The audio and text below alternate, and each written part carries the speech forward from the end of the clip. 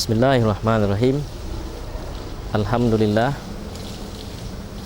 mahasiswa pendidikan Islam dimanapun Anda berada, kita bertemu pada lanjutan pertemuan sebelumnya. Pada kesempatan ini kita akan berbicara mengenai pengertian pendidikan Islam. Banyak pakar yang mencoba menjelaskan pengertian pendidikan Islam. Di antara mereka ada yang menilai dari segi kejiwaan atau dari segi potensi yang dimiliki oleh manusia itu. Ada juga di antara mereka yang meninjau dari aspek sistem pendidikan yang dimainkan. Namun ada pula para pakar pendidikan yang menjelaskan dari aspek-aspek bimbingan, upaya mengembangkan proses dan sebagainya. Pada kesempatan ini saya ingin menawarkan sebuah definisi pendidikan Islam yang mudah-mudahan pengertian yang ditawarkan ini dapat mewakilkan seluruh pengertian-pengertian yang telah ada sebelumnya.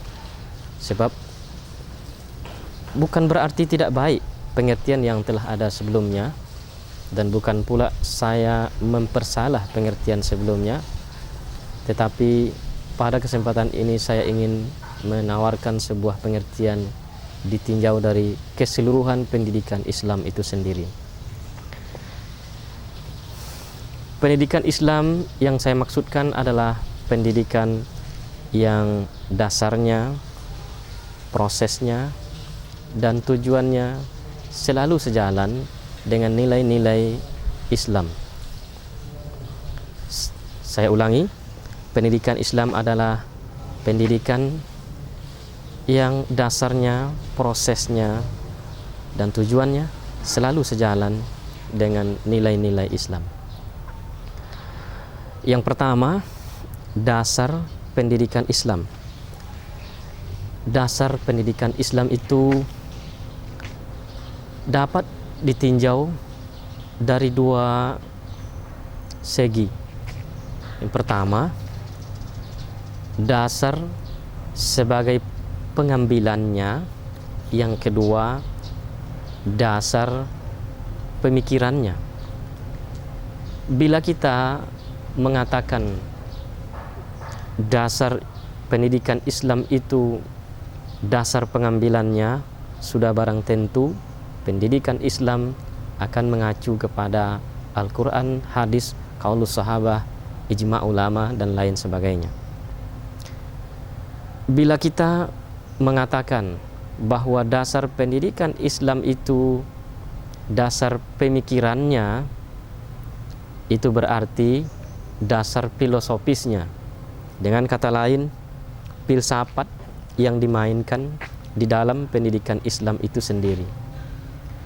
Filsafat yang saya sebutkan di sini bukanlah berarti filsafat Barat ataupun filsafat yang tidak berdasarkan daripada nilai-nilai Islam.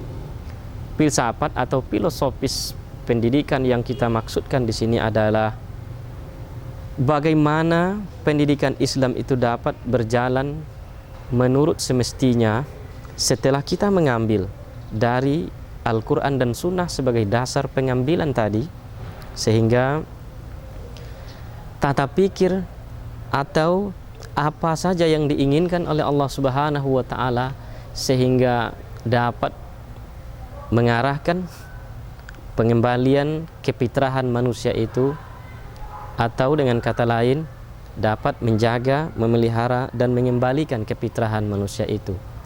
Nah, bagaimana pendidikan Islam itu dapat dijalankan menurut semestinya?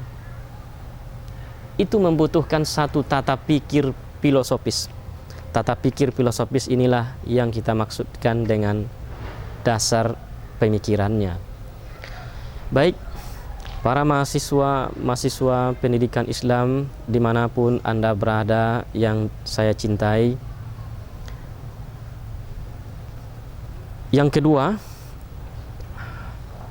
pengertian pendidikan Islam yang telah kita jelaskan tadi, yakni pendidikan yang dasarnya, prosesnya, dan tujuannya sejalan dengan nilai-nilai Islam.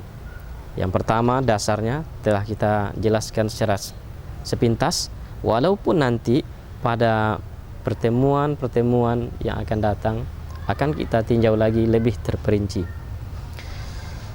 Pada kali yang kedua ini kita akan ketengahkan pula apa yang dimaksud dengan proses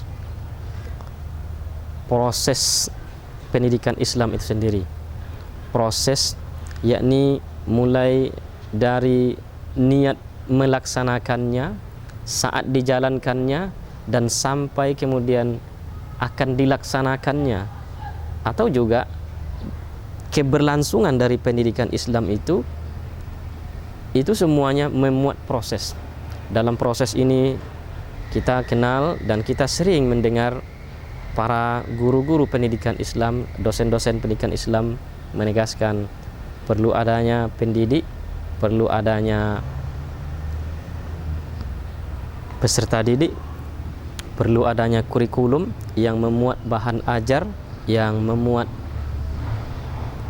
semua yang diperlukan dalam pendidikan, termasuk metodenya, termasuk juga